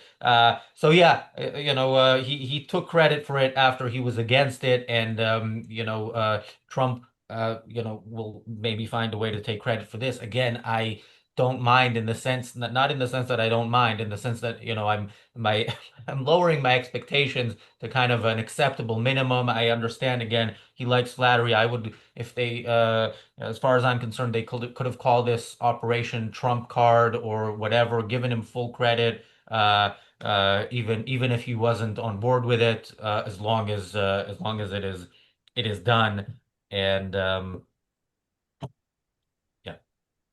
Yeah, just quickly, somebody in the chat says it is not even illegal for Iran to enrich as much uranium as any other sovereign country. So legality doesn't really transcend borders, but if you accept the international law standard, yes, it is absolutely illegal for Iran to enrich as much uranium. There is a nuclear non-proliferation treaty, which Iran is a signatory to. They cannot do that. And there was also the Obama deal. They were not supposed to enrich more. Again, like, if we are going by the international law standard, yeah, that they are doing something illegal. Israel is actually in the right position to take that. Well, I'm not sure if technically you can just like then go and do it, but it's absolutely right in the moral sense. It's like, yeah, these guys are sort of like not upholding the treaty. They get blown out. Is that how it goes? Don't you have to take them to The Hague and tie them up in litigation for a few decades and then hope that they There is accept?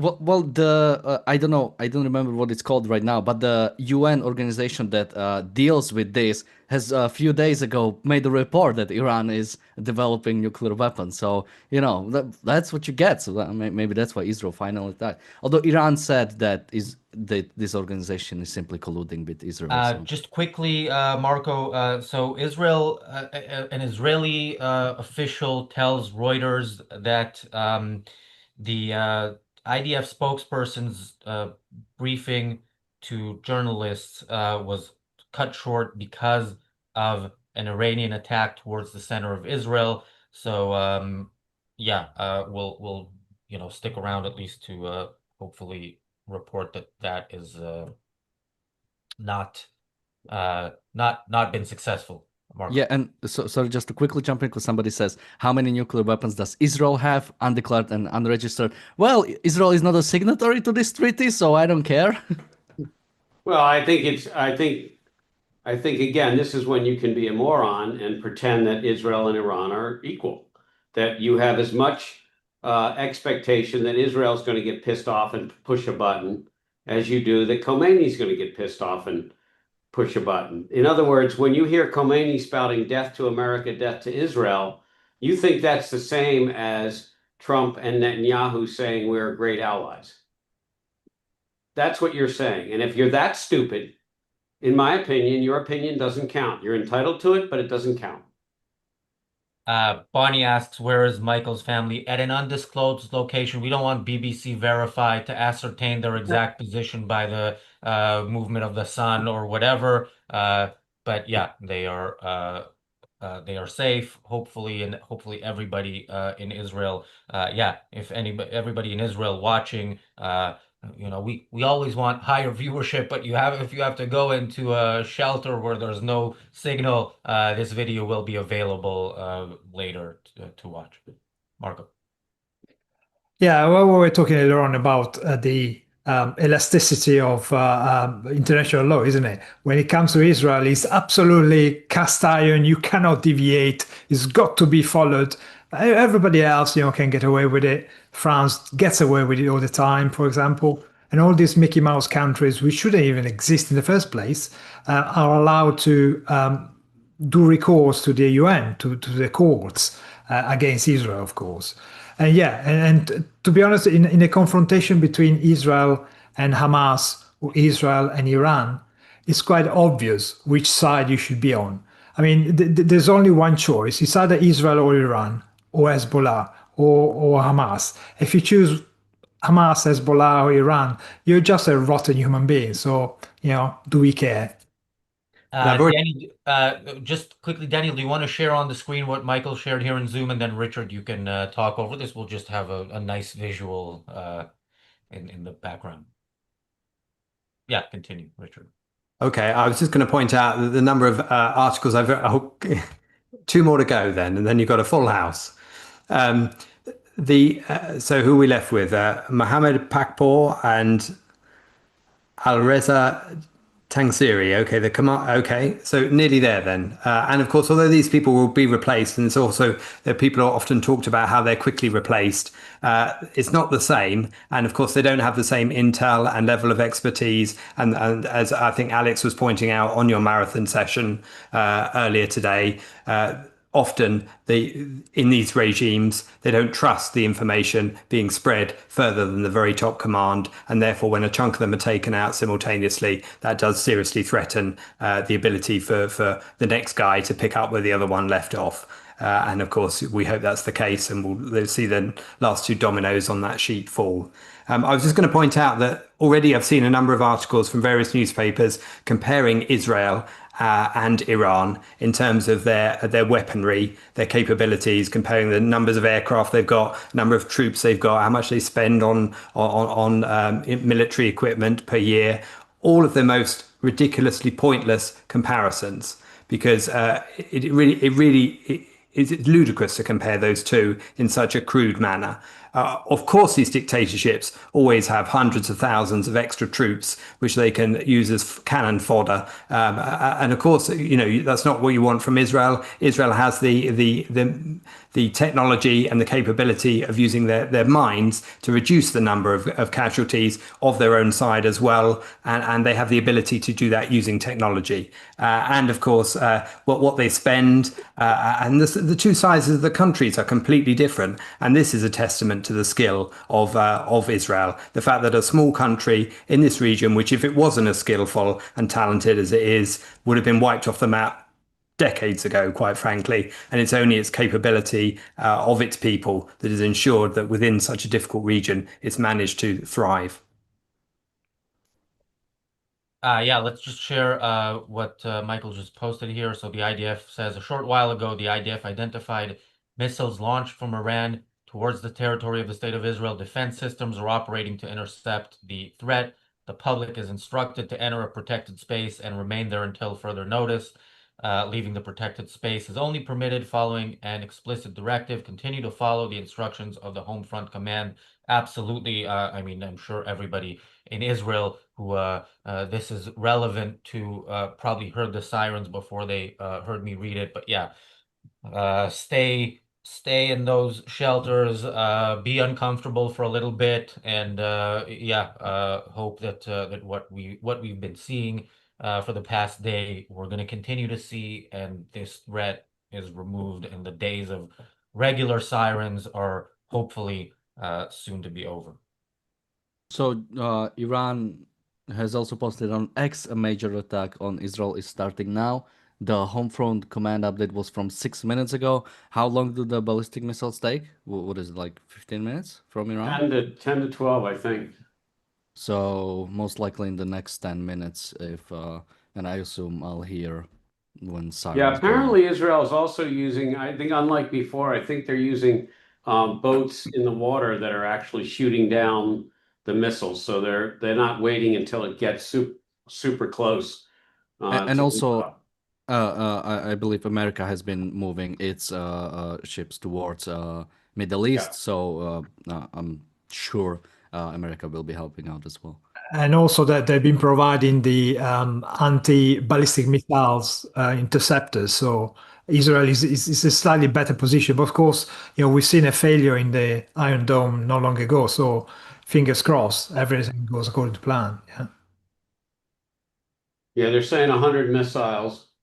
I'm just on one of the Israeli news feeds. It's saying 100 missiles coming, which we can handle. I mean, again, you never know because you got to be right. You got to handle all of them. You can't let anything through. But if this is the major attack or even anything like this is good because Israel will continue to bomb the crap out of Tehran and the rest of Iran. Yeah. Yeah. I mean, Pretty much. Daniel's showing the siren range. I can tell you having been there and I have the app on my phone too. You know, anywhere that's vaguely nearby, you get the siren. I mean, it's not very helpful. Yeah, but one thing to remember, and Alex pointed this out in the morning, that there's also concern about potential attacks by Palestinian sleeper cells. Hezbollah is still does still exist. They still have ground troops. They can still invade. We don't know what's going on in Syria. Nobody is really fully in control there. Again, in terms of a ground invasion, that would be more difficult because Israel is now holding on to territory in Syria, which of course is a very, very good and necessary move by Israel. But yeah, it Israel could. has a lot of reservists on the northern front now as well. Yeah, and they There was an called up. immediate call up of hundreds of thousands or more. Pretty much almost every reservist has been called up. Yeah, so hopefully this is not going to be bad. And again, as mentioned, if it is bad, remember what it could have been even potentially a week or two from now. So yeah, Richard. Well, I don't know what to add really at this point, other than just to reiterate an amazing day it's been. And when I was looking at some of the details, particularly of like the Natanz nuclear facility, and seeing how deep that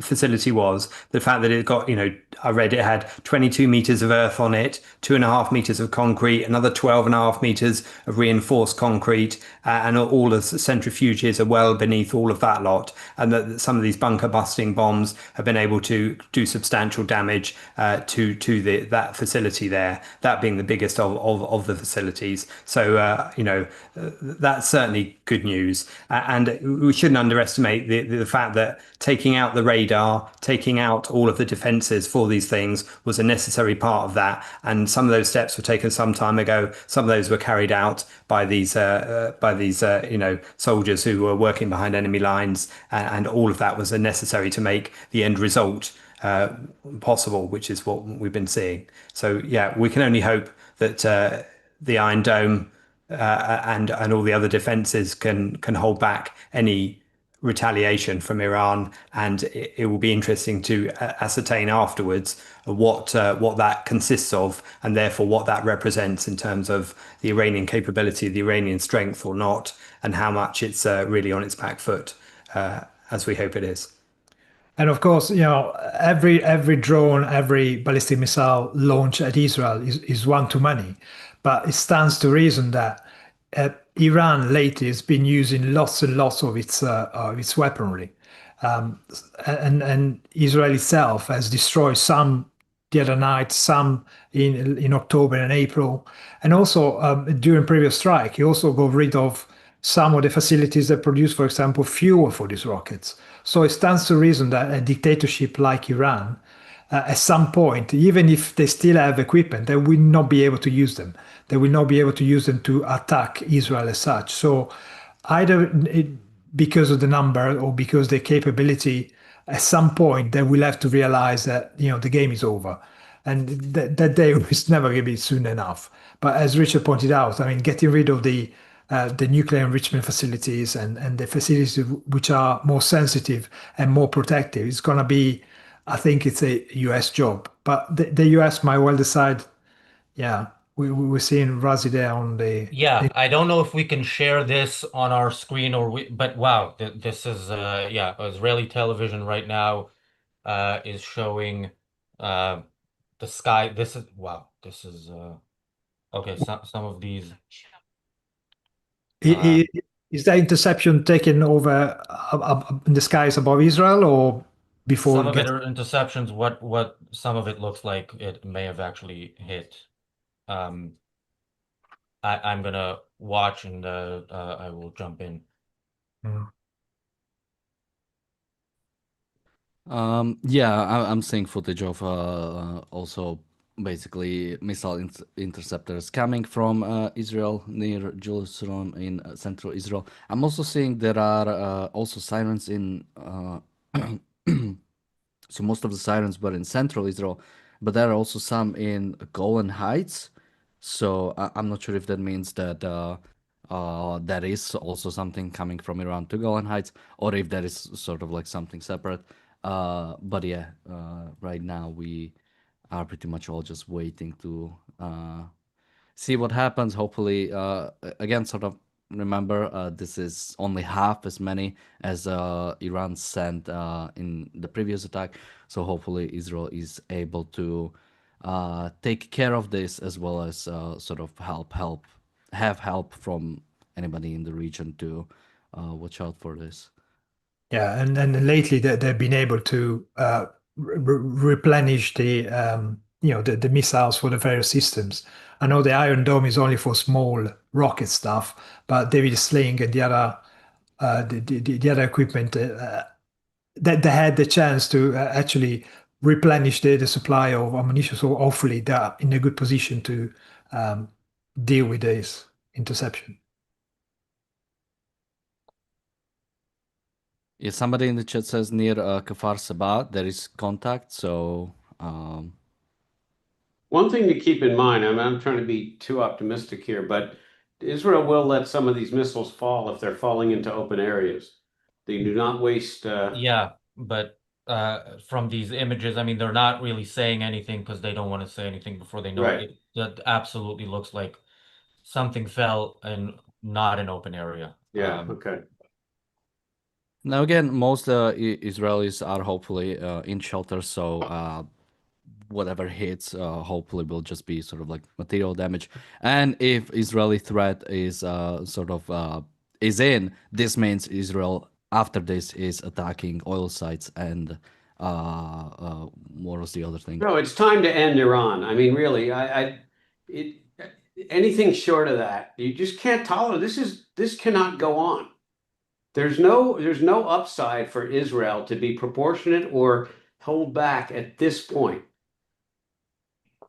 And it's unbelievable that it really needs to get to this. Like it needs to get to us seeing what looks like missiles hitting Tel Aviv and what may be residential areas or at least central looking from this video for Israel to do more, and they will do more. Just like an October 7th style attack could have been attempted and unsuccessful, and Israel would have done very little, if anything. And when it's successful, it does a bit more. So yeah, Iran absolutely has to be ended now, but it had to be ended before we got to this point. Yes. Yeah. And of course, people like Keir Starmer is playing to the audience, playing to the Muslim vote in Britain. But actually, he should get on his knees and thank Israel for dealing with this. If Israel decides to go all in after this attack and take out the oil facilities, i.e., crippling properly crippling the regime in Iran, you can only thank it because, as Richard pointed out, Iran is a poison that is spreading across the globe. Here in Britain, we know, for example, just a few days ago, there was a report from the security environment somewhere in the security area that actually showed how much interference of Iran and how much the Iran is paying off mosques and paying off various institutions here in Britain in order to push the narrative, in order to create problem within the people, in order to make propaganda for Hamas and their supporters.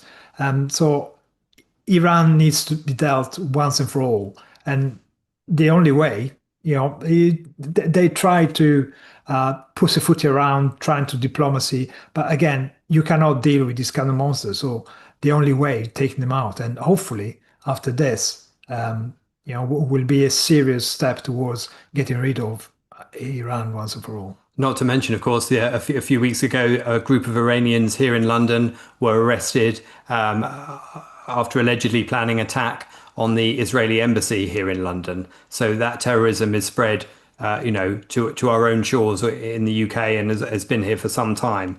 And in terms of what you were talking about earlier, seeing this as a moral equivalence, as a tit for tat, is completely wrong. It's not a one country fires weapons, one responds, that's even, now you stop, lads. It doesn't work like that. It's a case of who is right and who is wrong. And that's why Israel should be taking the opportunity to wipe out Iran and prove that there should be no tit for tat in the future. There should be no matter how small the response of ballistic weapons or drones is in the future, it needs to be eliminated. And that needs to, by stepping it up. Yeah, so just to update, there seems to be some smoke rising in downtown Tel Aviv. Now, this doesn't necessarily mean there's it was hit or there was a strike. It could be a debris. So we'll have to, yeah. Yeah, this is not some smoke. This is something hit and something major that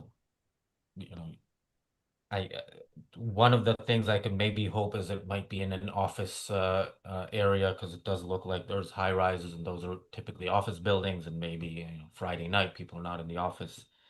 But yeah, it definitely doesn't look good. And of course, for these people, all they need to be lucky ones, don't they? It's a usual narrative when there is an attack like Richard pointed out, which we managed to stop. They try and try and try again. We have to be lucky all the time. They have to be lucky only once. They will eventually manage to cause some physical damage, because they are just the sheer number. We are not prepared to fend off every single attack. And of course, but by launching hundreds of missiles, how can you possibly intercept them all? I mean, especially when your so-called allies decide not to play ball anymore. I mean, that's despicable, really. And of course, there's always a consequence of endless procrastination anyway, and the constant delay of taking on Iran only enables this to be more possible. And of course, that's you've got to deal with the consequences at some point, even if it's now, even if it involves some setbacks.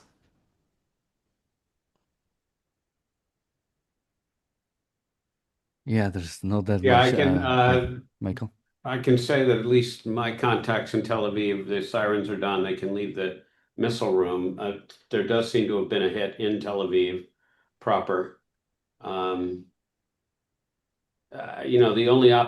only thing good that can possibly come out of this is it gives Israel the final fuel it needs to get the job done now. Enough is enough. Yeah. And of course, even taking down a ballistic missile, they're enormous things. So when one of them falls off of the sky, it still causes damage. We've seen in attack in October, I think a Palestinian was killed actually by a major piece falling down. So hopefully it's one of those bits that fell on something that caught fire rather than hit properly a center. But I'm waiting for news, but can only hope for the best right now. Yeah, there is a footage of the hit on Tel Aviv, and that definitely looks like basically a missile did go through. Hopefully, people are in shelters, and we don't know what this exactly is going to mean. And also, there are some reports that there have been multiple hits in central Israel, so maybe not necessarily Tel Aviv. Looks like, I mean, the attack is probably over, right? At this point, it has been a long time, so we are just looking at what the aftermath will be, which does look like multiple ballistic missile impacts. Well, I would point out one other thing is that the accuracy of these things is not great, and it would be a terrible irony if one of the big Muslim sites in Jerusalem was destroyed by a Muslim regime. But we should all be very clear that, of course, it'll be blamed on Israel. Sure. But that's what happens when animals get a hold of weapons that they can't control. And frankly, it's right out of Atlas Shrugged.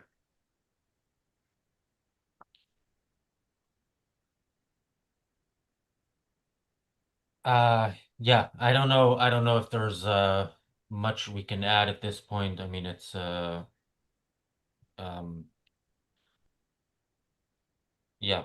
Yeah, I'm getting okay, we should stay on for a couple of minutes because I am getting stuff from people that we're not going to of course, to the extent that we know where any of these missiles may have hit, we're not gonna say the specific locations because uh you know we see in the chat we have some people who are supporters of this regime. We never know who's watching what, and of course if they know, especially with the missiles that they don't really control the accuracy of, if they know uh how to where it hit from, how they shot it and where, that gives them information. um yeah. uh anybody want to jump in, and I will just look at some of the. I mean, I would just add that, even as we're commenting live as this is happening, it gives you, and of course we're sitting in London, in complete safety, and yet this is how Israelis have lived for many years and many decades. And the fact that there is this need to become aware of it, but not blasé about it, and the fact that they're still able to show such resilience in the face of it is a testament to the Israeli character. But it's also a sad indictment of how long it's gone on for, and that it has become a norm.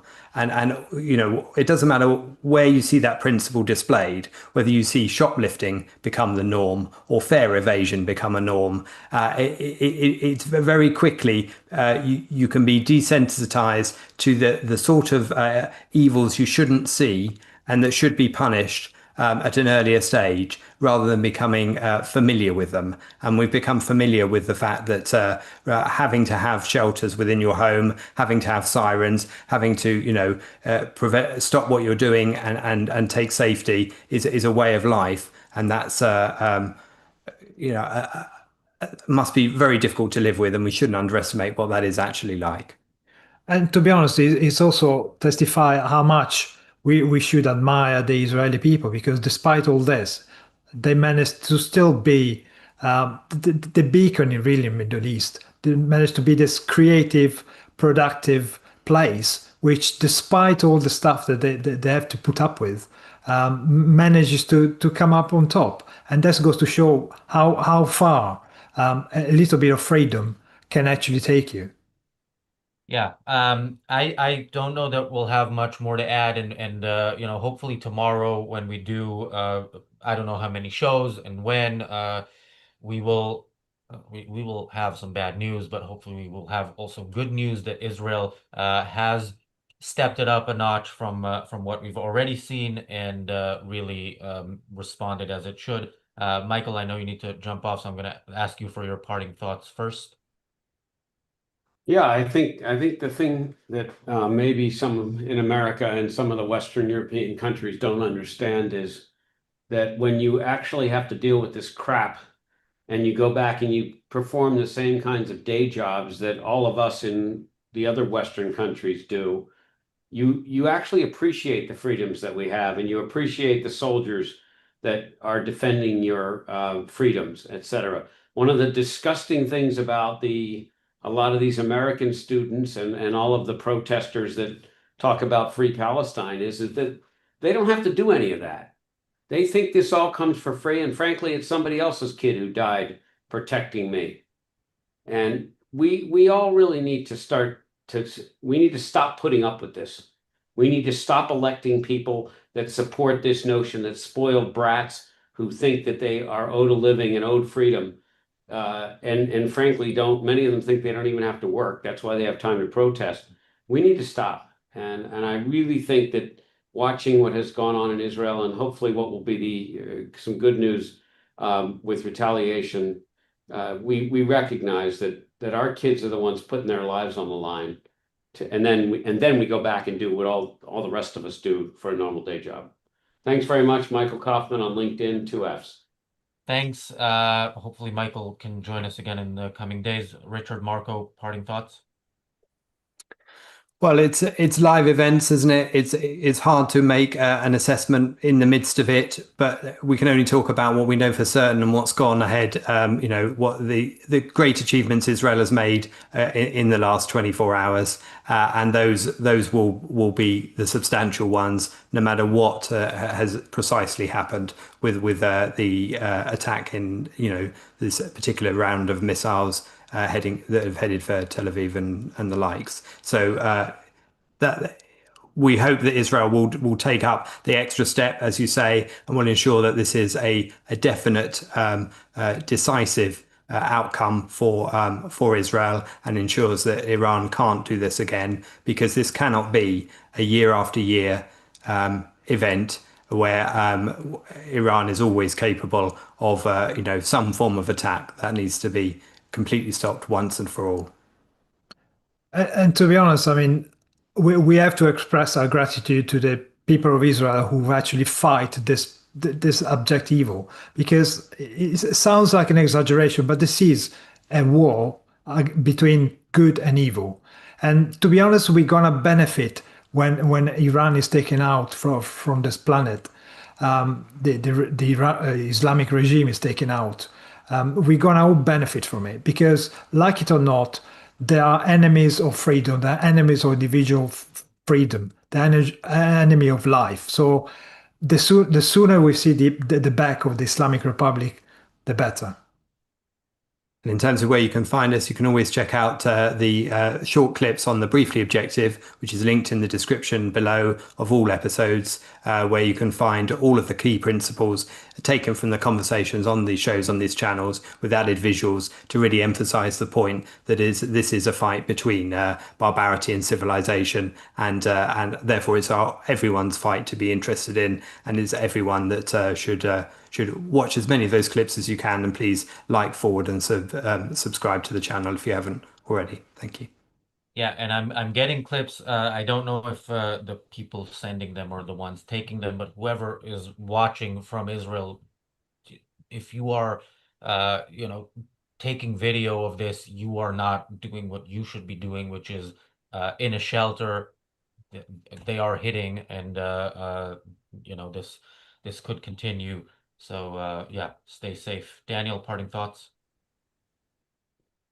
Just look at the differences, right?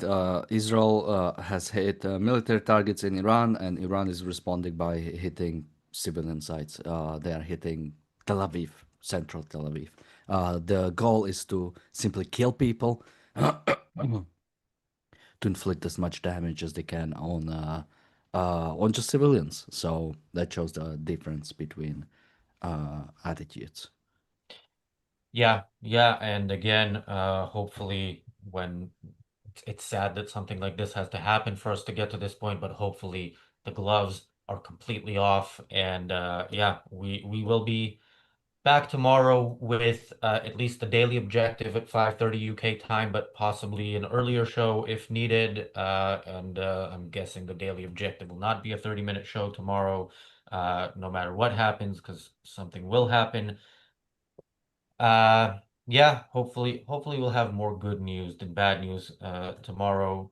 Until then, as James Valiant says, stay safe. We'll see you tomorrow.